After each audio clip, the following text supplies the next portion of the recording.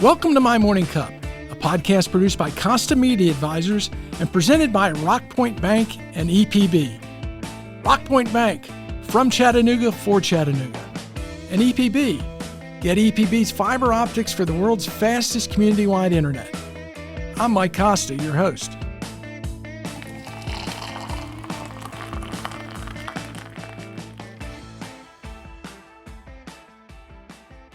My guest this week is Jerry Summers. Jerry is a lifelong Chattanoogan and is the founder of the Summers, Ruffalo, and Rogers law firm that specializes in criminal defense and complex litigation. Jerry, before we talk about some of the most significant work over your 60-year career, let me ask, what's in your morning cup? So how do you start your morning? One cup.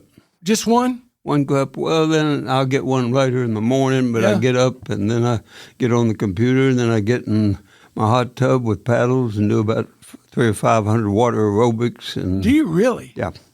No wonder you're in such good shape. Well, I'm old too. Yeah, but you're in good shape. And so your cup of coffee, caffeinated or decaffeinated? Oh, gotta have it caffeinated. Caffeinated, black? Black with just a little bit of creamer, not much. Little bit, just a touch. We had someone in here who said they put a little coffee in their creamer. That's not for me. So you were born in Chattanooga in what, 1941? May 28th, 1941, in the old Campbell's Clinic on McCauley Avenue, and brought in the world by Dr. Earl Campbell Sr. Dr. Earl Campbell Sr. So I imagine Dr. Campbell probably brought a few Chattanoogans into the world at that point. He did. He was also the team coach for my high school football, a team doctor for my high school team, Central High School, yeah. So your dad, your mom and dad worked as you were a kid growing up. I think you said your dad worked for Railway Express and your mom at EPB? She worked at three different places. Peacock's Jewelers between 8th and Martin Luther King on Market, and she also worked for Western Auto, which was a parts store back in the old days. And then she retired from the Electric Power Board as the favorite lady of all the folks that got their electricity cut off. They had she would help them and turn them back on. So she was a troubleshooter, helping them get their power back. Well, she had a lot of ex-law enforcement people at her funeral that came up and told me that how much they appreciated Miss Millie when they got behind on making their payments. And she was quite a lady, just like my dad was quite a character himself. He only retired 3 times, like from the Railway Express. Worked at the Choo Choo, and then he worked for Dick Downey and Downey Automotive. And a gentleman named John Webster had a place out on Main Street who had worked with Daddy with the railroad. Mm-hmm. And Daddy retired, and of course he never really retired. He went back and was a trolley master at the Choo Choo back when they ran the little trolley around. Oh, yeah. And he'd get up and do a little dance, and welcome to the world-famous Chattanooga, Tennessee. So he wasn't very good at retiring.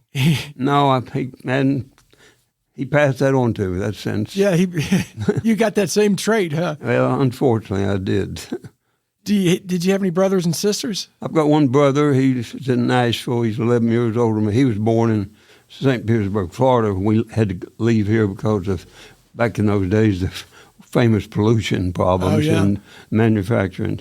And he was born in St. Petersburg, and he lives in Nashville. Lives in Nashville now? So as a kid growing up in Chattanooga, after you came back from St. Petersburg, how old were you? I'd been 15. Been 15. So what are you doing for fun in Chattanooga at that time? Well, basically, I was practicing playing baseball and American Legion baseball, and went out for Central High School's football team, which is, our practice field was brand new. It's now where Orange Grove Center sits. Our baseball fields were Park Ridge Hospital set. Central, that used to be their football stadium, but it burned down.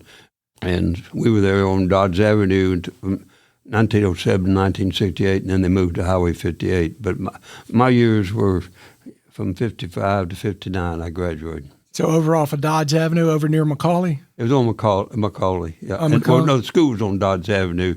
The baseball field was on McCauley, where Park Ridge Hospital is now. But over near McCauley School?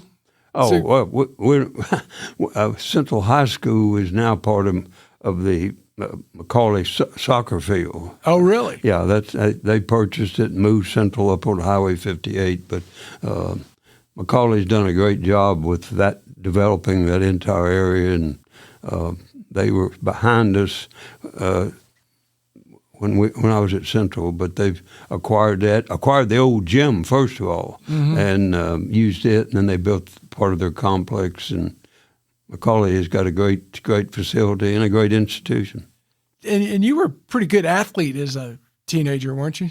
Well, I played 3 sports and probably a fair football player, but 155 pounds, you can't be too mean. My claim to fame is I missed the last shot in a state tournament. We lost by 1 point. And on baseball, I was pretty good. I had a chance to do better. In fact, I got to go to Auburn on a part baseball scholarship, and I got to transfer to Swanee and got to be pretty good. I got a chance to sign for a lucrative minor league contract compared to today's bonuses. $500 is what they offered me to go play Class D ball. But for which team? I signed up for the Casey Stengel Mets in the guards. I'm an old Mets fan, so I love the Mets. I lived in New York when they won the series in '69. Well, I turned that down. I had a chance to go to law school, mainly because Central gave me one thing I didn't like, and that was a shoulder that I had to operate on. I made the mistake of trying to tackle a guy who weighed about 220 at 155. Oh, that'll do it. My shoulder went one way, and I went the other. But I decided I couldn't get around. They didn't have speed guns at that time to measure, but I felt like I couldn't get around on a 90-mile fastball, so I tried to be a lawyer, and public's been stuck with that for at least. Well, and back to your athletic days, the one shot short, you even wrote a book about that, didn't you? I did. That's one of the reminders that I wonder about is those, you see them today, these players throwing it up from about 30 feet. Right. And I threw it up too, but mine hit the front rim and didn't go in. But I thought, well, if they'd had that, we get that 3-point rule, right, I'd made 2 shots behind that and we'd have won. But history didn't turn out that way. And that others, I could have, that took that $500 signing bonus for the Mets, and I could have played summer ball in probably Opelika, Alabama, or someplace. Every community poor TV had a minor league team just about. And I've always wondered if I could have done any good, but that's the 2 big unanswered questions in my life. Yeah, because you never know where those doors you never know where those doors will take you. Now the basketball, the one shot short, was that the state championship game? That was the state championship. Who were you playing? We played Lenore City.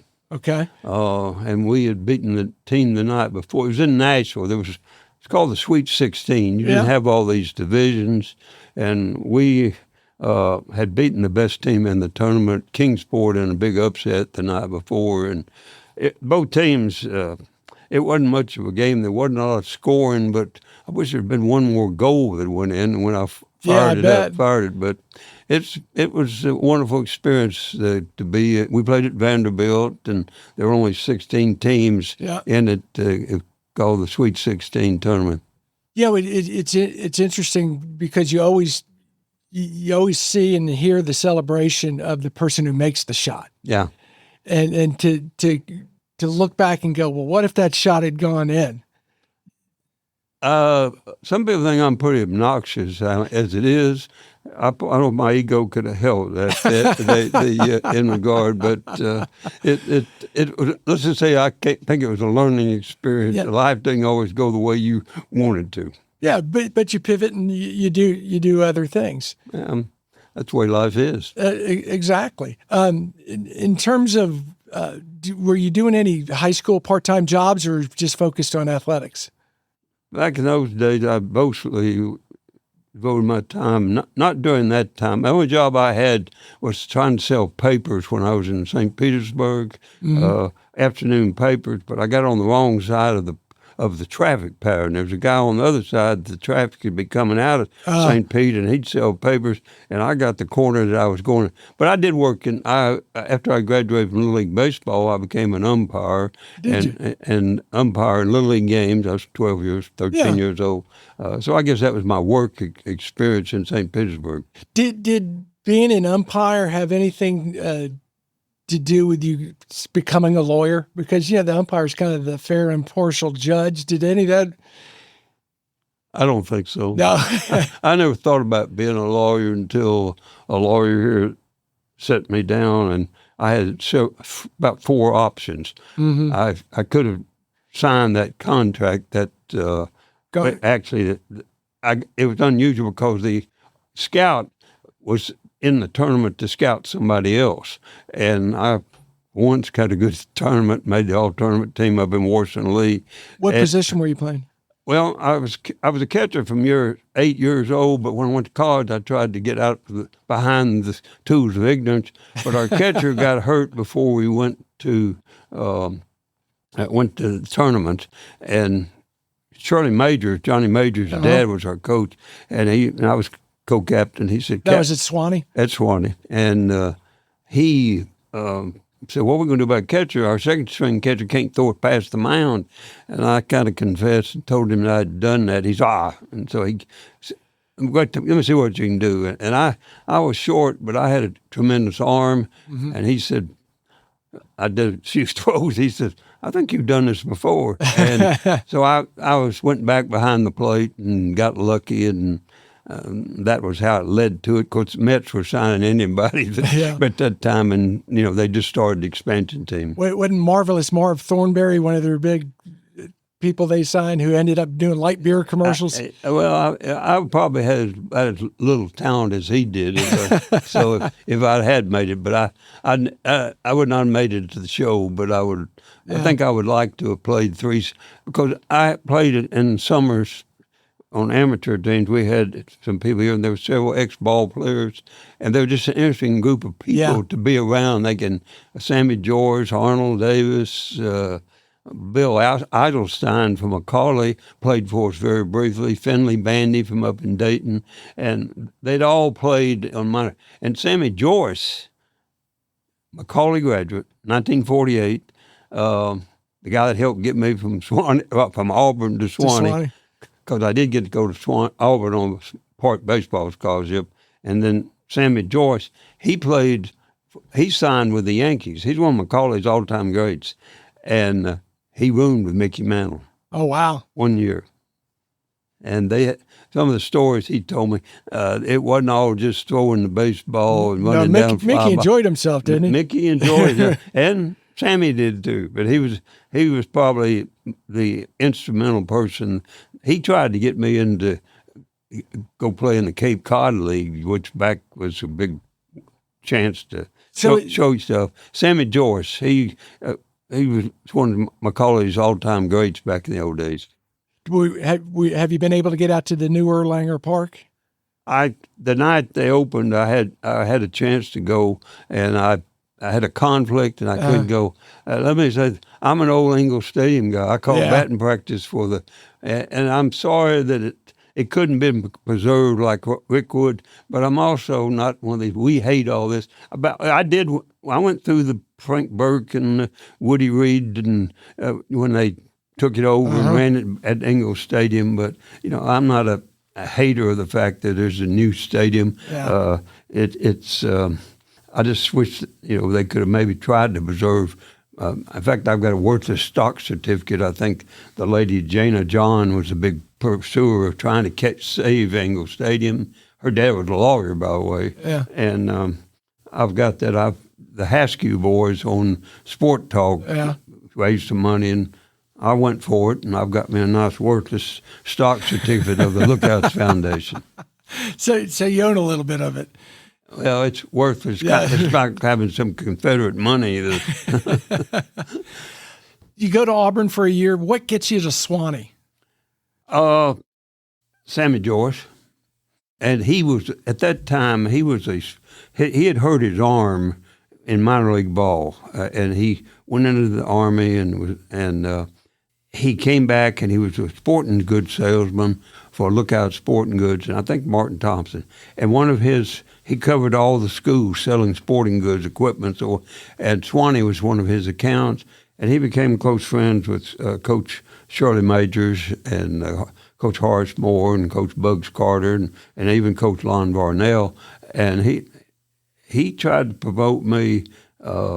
I did make the all-tournament team after I missed one of the Nashville banner. Mm-hmm. And so I was fortunate enough. Swan didn't give athletic scholarships, but I passed the test, and they got me an academic scholarship. It was kind of circumventing Division III, no athletic scholarship rule.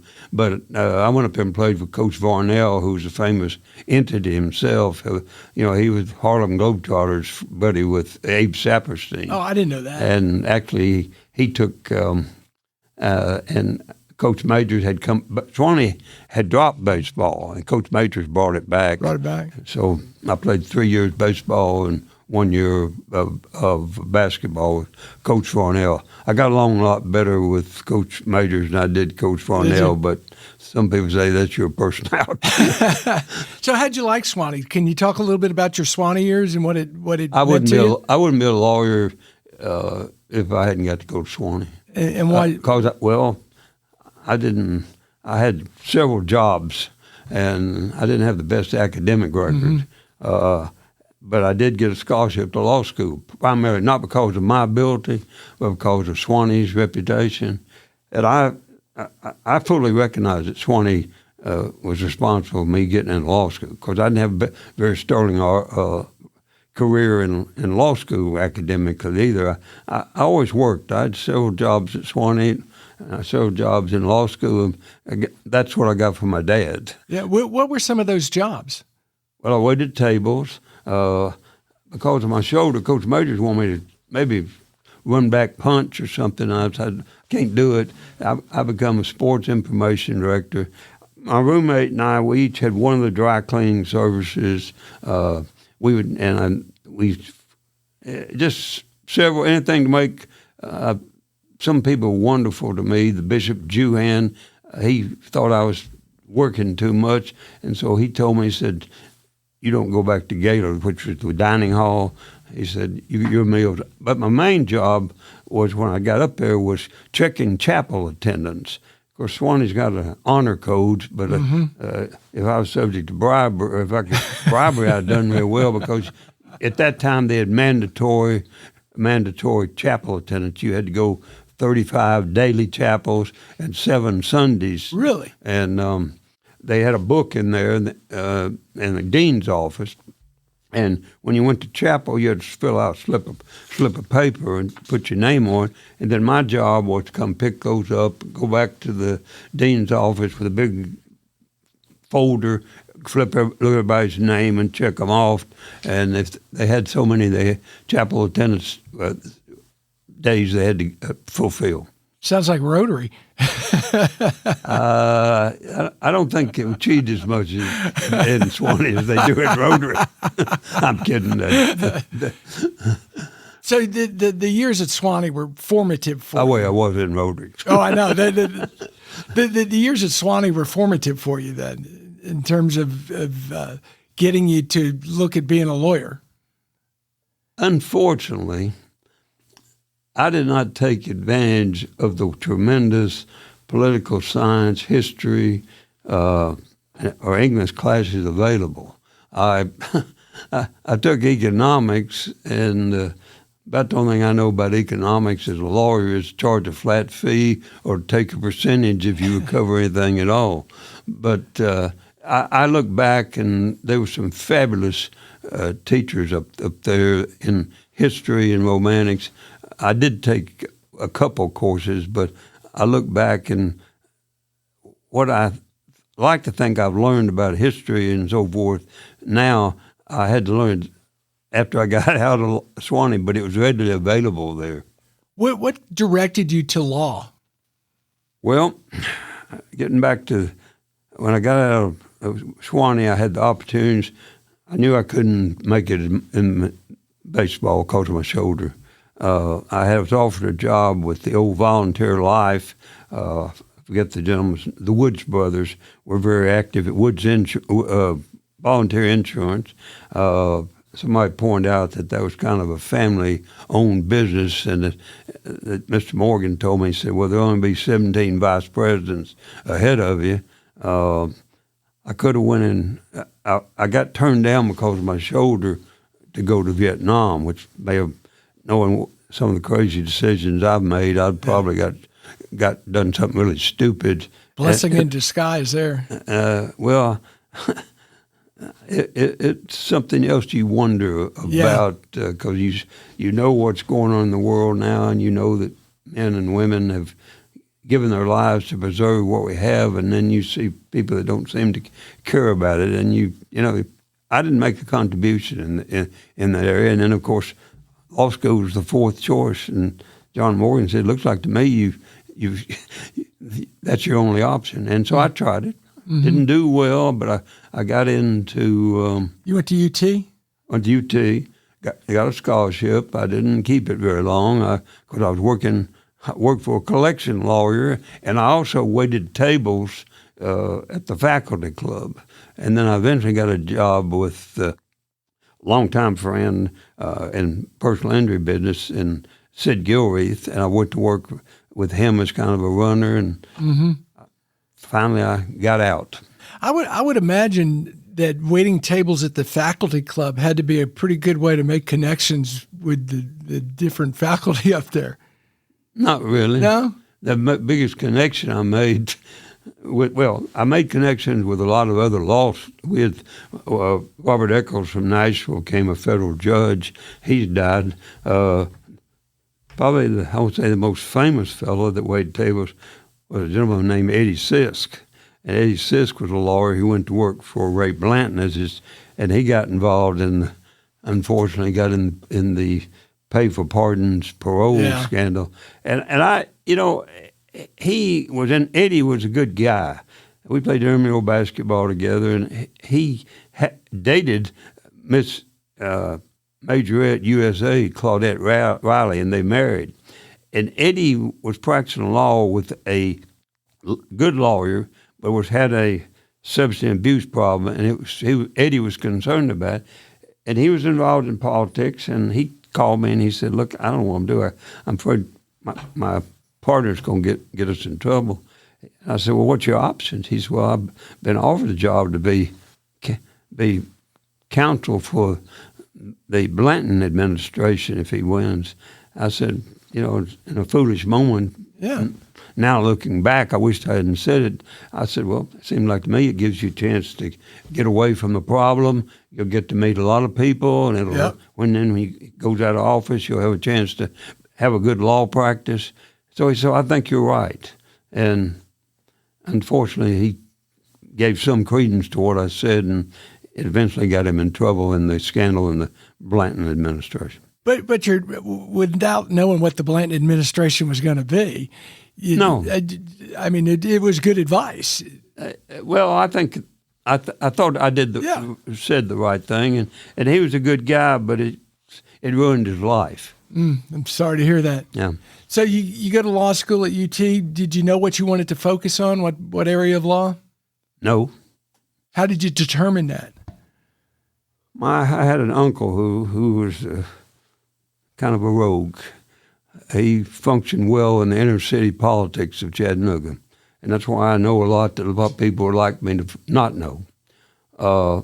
He was very active in Ed Davis's campaign as Attorney General, and he ran and he beat Corey Smith, who was the incumbent district attorney.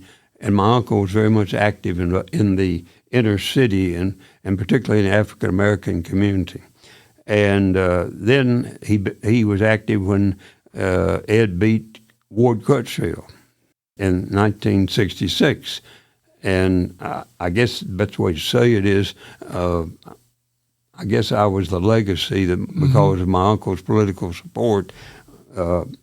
I think he asked General Davis, "Is there anything I can help you?" Nothing illegal. He said, well, I've got a nephew by marriage that's graduating law school, and I think he needs a job. Well, in my grade standing, I did need a job, and I was fortunate enough. I got the best experience of my life. I got to be assistant DA, which I only stayed 28 months because I like to try to get people out of jail instead of put them in jail. But it was a great experience, and at that time the staff had about 6 assistants, and you had 1 assistant in 2 criminal divisions, and I was assigned to Judge Tillman Grant as a backup to another lawyer. Well, that lawyer left in 6 months, so here I am right out of law school. Mm-hmm. I got a criminal court all by myself. And it was quite an experience. I got my posterior chapped quite a few times by good lawyers, but some people think, well, you learned a lot, and maybe you got to do better. Well, and I think that's a great point. You're going in without that experience. You're brand new with more experienced lawyers. Can you talk a little bit about that, how that helped you grow and become a better lawyer? Well, the only class that I had in criminal law in law school was one, and I participated in a moot argument. We argued in court as like we were actually trying a case, and me and another guy, we came in second place, and I kind of liked that a little bit, but I was greening grass. Yeah. And you learn through experience, and that's what young lawyers today, if they go into work, the court system is so much different. The chance that the cases you get to try are still cases that teach you something. But you got a public defender's office that inherits most of the people that can't pay. And they're overworked and underpaid and understaffed. With all due respect, the prosecutors but like I say, we only had, I think, 6 people in our office. Mm. And which I'm the only survivor right now. But it was a great experience, learning. But I just have always felt I wanted to be for the underdog. And if you're representing criminal defendants, you're representing the underdog. Well, and you said a little bit earlier, you wanted to help people get out of trouble, not put them into jail for being in trouble. I'd say that, and I believe it. Yeah. Because there's the system, it's kind of one-sided. And I guess that's kind of like my athletic career. I fought for everything I could on the baseball, football field, and hard lessons tough lessons are hard to get over. Yeah. How much has the court system changed from when you started to what it is today? Or is it pretty much operate the same way? No, there's so much more. The way things are handled, there's so much more. The media hype that's on everything. Every trial there weren't any cameras in the courtroom. A lot of, and of course, that led to this. There were some things that got swept under the table that shouldn't have, but there was not all this. The news media, the hype of who's going to get the big ratings. Yeah. We want Fox News to give this version of the story, and then over here you got CNN that gives another. And they talk about evidence that may not ever get before a jury. A judge may keep it out, but that becomes another story. And the question is, I believe 2 things, that primarily that everybody's entitled to have a fair trial. Yep. And that, not saying it doesn't happen, because the greatest rock in the fundamental foundation of freedom is the jury. But getting to a jury is not everything. And it's the publicity and the fighting of the news media for ratings and who's going to get sponsors and all this sort of stuff. That's changed a whole lot. But you still have to get back. The system that we have is a person is presumed to be innocent. And that is being eradicated somewhat because of people that, and some of these people that are experts that get on these cable shows and so forth, some of them are worse than the people being tried. Well, and they're saying stuff to just throw it out there and draw attention. And I don't say the public is gullible, but the public can be influenced. Some people, it's kind of like politics. I was watching this morning a race for governor. One of them calling the other a crook, the other's got stealing. I know the ads. Yeah, the ads. And, he's all this. It's just a different environment, and that's come about mainly because of the readily access to both good and bad information in the media. Yeah. Do you think there was a particular case where it kind of turned, where the hype in the media became bigger and kind of changed the way trials were conducted or the way the public perceived them? I think it's a combination of things.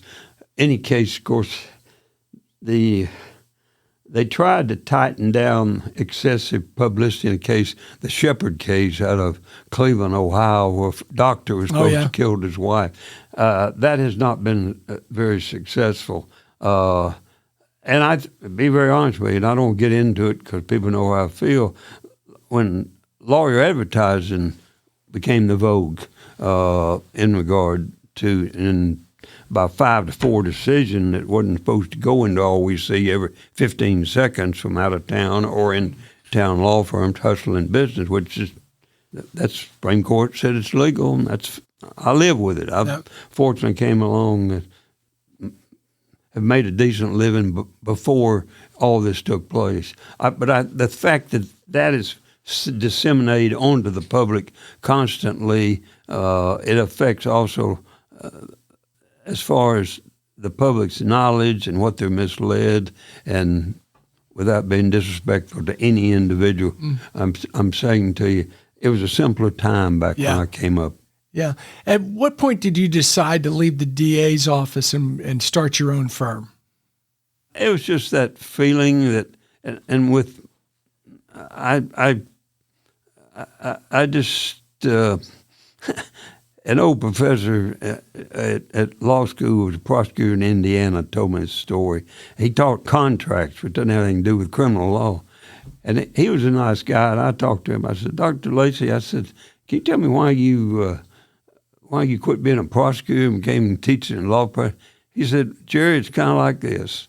And this is an exaggeration. I don't want to say I had the problem. But he made it in a joking way. He said, I got tired of just going out at night after work and having a few drinks, and then next morning I'd have to put somebody in jail for having too many drinks. And that's maybe I think it's a decent analogy. I just didn't enjoy putting people in jail. Right. And some people say, well, you went overboard, but but the whole premise of the country is you're innocent until proven guilty. That's correct. And everyone deserves a defense.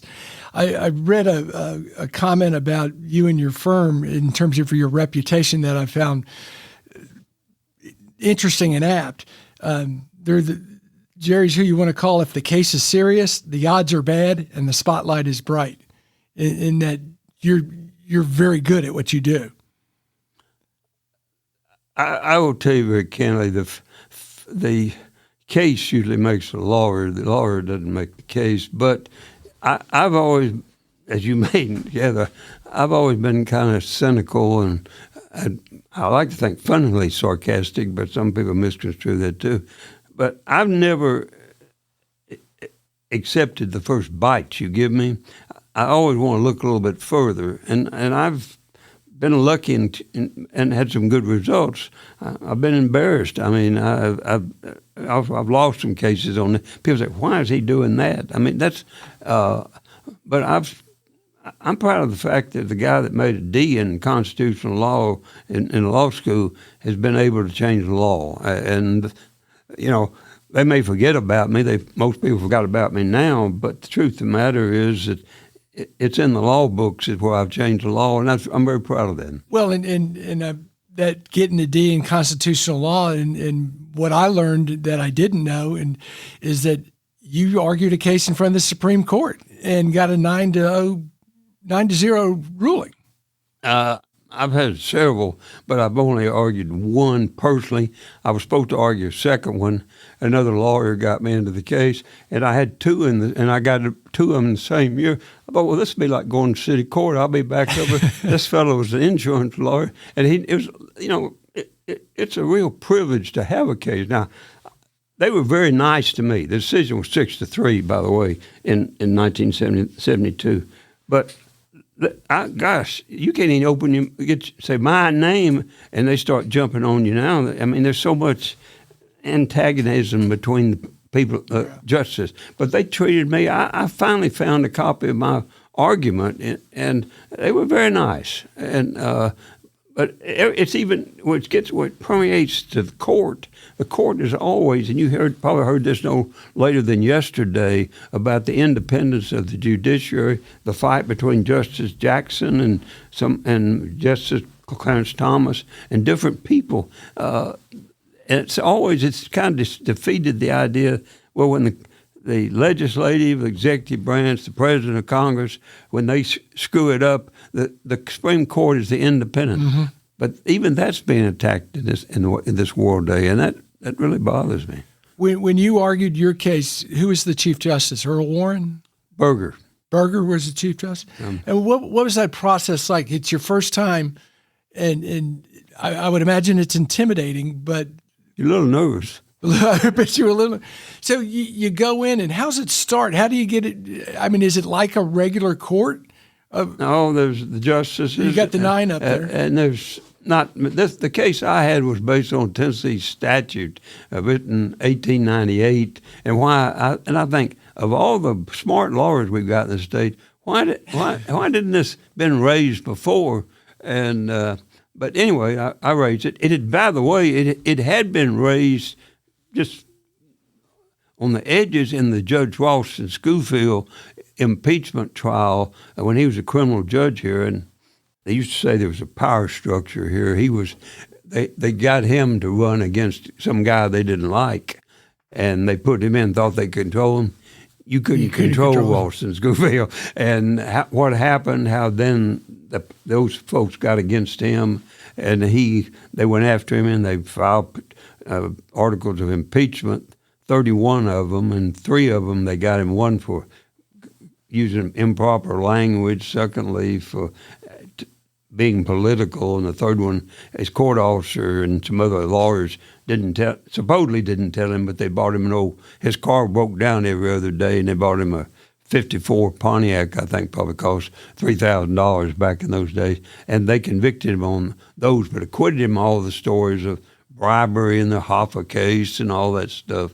But I've written about it. He's a very unique character that I think that's probably my most professional writing because it's part of history. And Schofield was a character. And he was the Hoffa judge? No. There were some cases involving subsidiaries of constituents here, and some cases, and there was allegations. And it's a fascinating story that his whole life about. They impeached him, disbarred him, and then in 1974 he came up with a technicality of the law, and he ran for general session judge, lower court judge, and won. Now, the funny part about it is, not funny, but the fact is that here's a guy that a bunch of these lawyers have got after him, and now they got to bring their cases before him. But to his credit, he would not hear their cases, the people that fought him so bad. He recused himself? He recused himself. I'm curious, back to the Supreme Court. When you go in, do you get to make your argument and then they ask you questions? Do both sides make their argument? And then we did then. You get up and they say, call a clerk, next case, Brooks versus Tennessee. And they basically said, Mr. Summers, because I was the side that had appealed. You get, I think I had 30 minutes, and I told him I'd like to reserve 5 minutes for rebuttal to try to get the last word in. Yeah, that makes sense. And I spoke and gave my side of it, and they were very curious about why this. At that time, only Tennessee and Arkansas had a statute that said if a defendant is going to testify, he has to testify as the first witness. The idea was that he could not just listen to the testimony and then mold his testimony. Right. And that was raised in the Schofield impeachment trial before in the Tennessee General Assembly. Jack Norman, a very fine lawyer, Schofield was kind of acting as his co-counsel, and he said, "Mr. Norman, I fully intend to take the stand," words to that effect. But it never, and I thought that's when you should attack the statute then, but they didn't. But I gave them, and I thought I did okay for a young lawyer, but then my opponent, very fine gentleman, he's dead now, Bob Kendricks, I believe is his name, and he got up and he says, "Mr. It may have pleased the court. I want to know how honored I am to defend the constitutionality of a statute that's been on the books in the state of Tennessee since 1898. And I believe it was Potter Stewart." And he said, "Well, Mr. Kendrick," first question, he said, "if it's such a great statute, why is it that only Tennessee and Arkansas have this archaic?" I realized right then I had a chance to win, and I did 6-3. But there's other case was the gentleman that I was supposed to argue, and it's Robinson versus Neal. It's basically on a retroactive. But I've had some cases where the other side is appealed. Yeah. I had a case, a products liability case against in Texas, Texarkana, Texas, about a howitzer shooting into Laos in the Vietnam War, and one of the 105 howitzer shells had a indenture in it called a cavitation, and it blew up and came back and killed two of the howitzer crew. And basically, we sued the manufacturers of several manufacturers and got down to Day and Zimmerman, and we appealed that one, and they decided on their face. The question was, there was a jurisdiction of Texas where the shell was made, or was it the jurisdiction in Cambodia or Laos?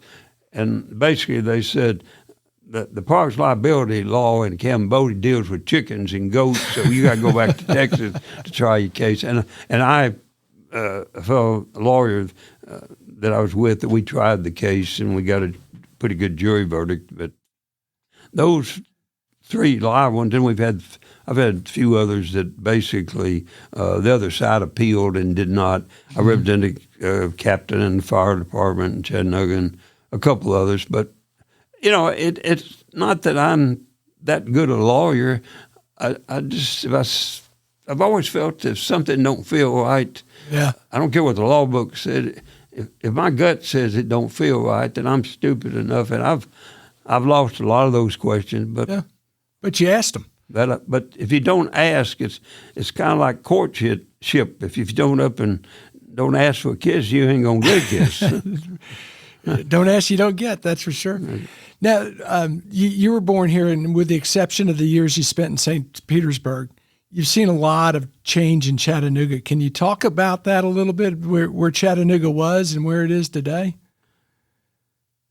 Well, of course, I think if the last major battle of the Civil War was Missionary Ridge, and after that, we've had development. We came in where Chattanooga,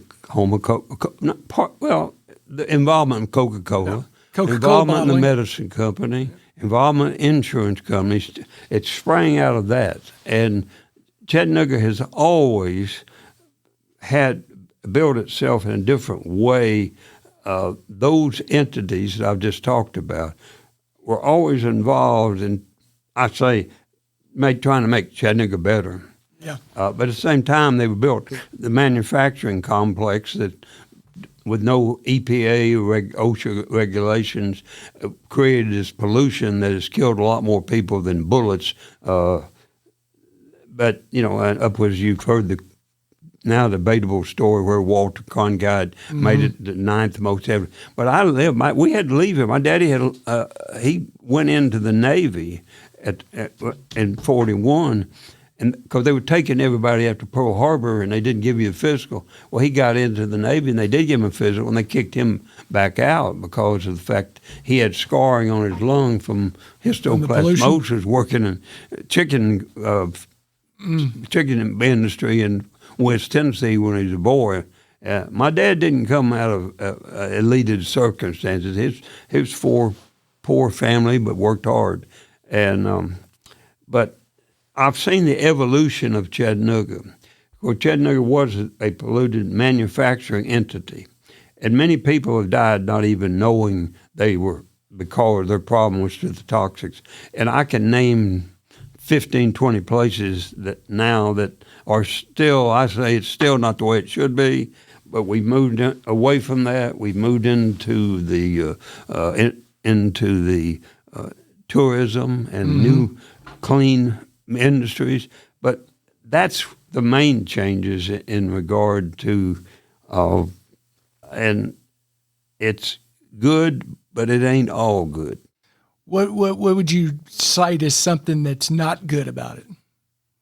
Well, there's a creek out at the foot of Missionary Ridge that rolls into another creek that then rolls into the Tennessee River, and people swim in the Tennessee River. I don't want to ruin any event, but they swim in it regularly. I watched a renovation of an old building, a historical building that fortunately has been preserved.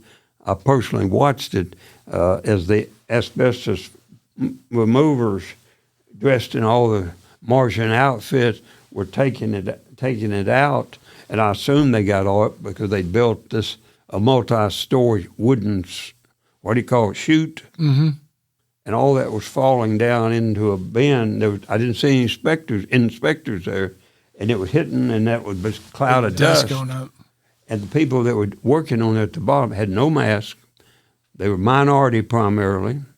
And then on the building across the street, they were putting a roof on. And anybody wants to challenge me on that, I'll be glad to tell them the whole story. But the people they're putting that roof on that building across the street, they were engulfed in these stuff. There was once a plant, and I named it the world's safest plant. They were blowing asbestos through the air conditioning ducts, and they also had medical personnel that primarily were saying, "Well, if you're smoked, your lung problems or that." Yeah, I'm not here. I'm at the end of the road. I'm not here about acting like a lawyer on Channel 3, 9, or 12, talking about how you need me. My concern is this place that has given me so much more than I deserve. They need to monitor it better, and that, it's not being done because it's everything. It's just push. We want to be the Atlanta or Nashville. They got their own problems. Yeah. What do you think Chattanooga can do better as you look at the future? I know you said you're at the end of your career, but what do you think in the next 10, 15 years Chattanooga needs to be focused on? That gets into the area that I don't feel qualified to give, and I don't incline to, because it'll suddenly become political. Yeah. And I don't dislike anybody unless I know they're flat out lying and so forth. Now, we get into the situation, what's not telling the truth and what's hyping. One may be improper. Well, they're both improper, but one of them may be illegal. Another. Chattanooga's got it's got all the tools that I personally think it ought to. And a public official, not a public official, a public leader said last week or 2 weeks ago, and he's a retired banker, active in the chamber, if you don't grow, you die. Well, I look at it a little bit later, but I agree with that, 100%. But the other side of the coin if you grow too much, you die. Mm-hmm. And we're in between those 2 points. And hopefully you can grow reasonably and not die. Right. And if you don't, you die. But Chattanooga's never suffered from a lack of growing. There's plenty of entrepreneurs and people and so forth. They're growing now. They've all the positive words about the baseball field, but they also took an awful lot of toxic substance off that ball field where they got them all, where they've got everything out of Montague Park, every place you want to talk about. You don't hear much about the inspectors, and inspectors sometimes are prone to lean one way and so forth. But just caution. Just if we're going to grow be reasonable and responsible. Now that I've packed everybody off, next question. Well, and I got a couple more questions before we run out of time. If you can, talk a little bit about why community involvement is so important. I know you've been involved with Orange Grove and Special Olympics. Why is that important to not just an individual, but to the community itself? You have to have them. You have to have community involvement. Sometimes it gets into the wrong side. People have their own selfish financial interest. And as many, there's something like 3,000 501c3s, and many of them are great. There's a few of them that they get more administrative cost and they get money diverted. But community involvement is critical. But do it for the right reason and not just for may help you personally. So if you were advising a young professional today, what would you tell them they need to do to grow their career, whatever their industry is? Well, first of all, work your rear end off. Second thing, I would say, not because I'm involved with it, but I'd suggest that you go down to Orange Grove, and it's every community leader has their own. Go down to Orange Grove and just spend an hour or two at Orange Grove and see people that life may have paid a bad break to. They're happy. Yeah. And if you don't learn something from that, that's about helping the community, then you need to go take your GED test again. That's great. Before I get to the last question, Jerry, I want to remind our listeners who makes my morning cup possible. And it's a big thank you to our presenting sponsors, EPB and Rock Point Bank. Get EPB fiber optics for the world's fastest community-wide internet. And Rock Point Bank, your local banking partner, your business, your bank, your future. This is my standard last question I ask everyone, Jerry. What would you tell that 25-year-old Jerry Summers is important for a happy life? I've had a happy life. There have been disappointments. I was married for a short time. I wanted to hopefully to be a lawyer more, but I've been exposed to a lot of wonderful people and a lot of people, and that I can't complain about Chattanooga. I can gripe about it, some of it, but I've been so exceptionally lucky to have been born and raised in Chattanooga, Tennessee, and I just wish everybody would have the opportunities and be as fortunate as I am. And Chattanooga's great.